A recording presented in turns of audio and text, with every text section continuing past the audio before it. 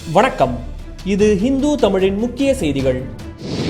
2G வழக்கு விசாரணையில் ரஞ்சித் சின்ஹா தலையிடக்கூடாது என்ற உச்சநீதிமன்றத்தின் உத்தரவை அடுத்து இனி சிபிஐ கூடுதல் இயக்குனர் RK தத்தாவின் மேற்பார்வையில் விசாரணை நடைபெறும் என்று சிபிஐ தெரிவித்துள்ளது.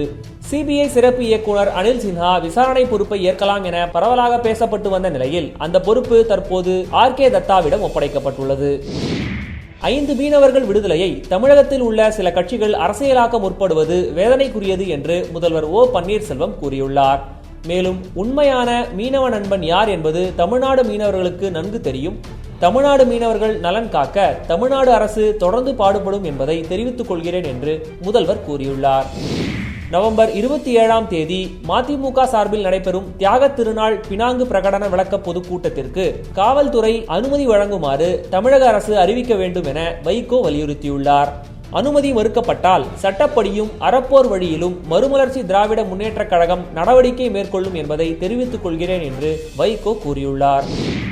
தமிழகத்தில் பிரபாகரன் பிறந்தநாள் விழாவுக்கு தடை விதிக்க வேண்டும் என்று மத்திய உள்துறை அமைச்சரிடம் பாஜக தலைவர் சுப்பிரமணியன் சுவாமி வலியுறுத்தியுள்ளார். மேலும் இந்த விழாவிற்கு ஏற்பாடு செய்த வைகோ தேசிய ஜனநாயக கூட்டணியிலிருந்து வெளியேற்றப்பட வேண்டும் என்றும் வைகோவை தேசிய பாதுகாப்பு சட்டத்தில் கைது செய்ய வேண்டும் என்றும் சுவாமி தனது அறிக்கையில் தெரிவித்துள்ளார். தமிழகத்தை இரு திராவிட கட்சிகளின் பிடியில் இருந்து மீட்டு வளர்ச்சி பாதையில் கொண்டு செல்வதில் அக்கறை கொண்ட கட்சிகள் அனைத்தும் பாட்டாளி மக்கள் கட்சி தலைமையிலான மாற்று அணியில் இணைந்து பணியாற்ற வர வேண்டும் என்று இன்று நடைபெற்ற பாமக பொதுக்குழுவில் தீர்மானம் நிறைவேற்றப்பட்டது. மதுவிலக்கை முன்வைத்து பாமகவின் தேர்தல் பிரச்சாரம் இருக்கும் என்று ராமதாஸ் அறிவித்துள்ளார். ஒன்றே ஒன்றை வைத்து நாங்கள் இந்த மாற்றத்தை கொண்டு வரப்போகிறோம், ஆட்சிக்கு வரப்போகிறோம், ஆட்சி மாற்றத்தை கொண்டு வரப்போகிறோம், அது மது.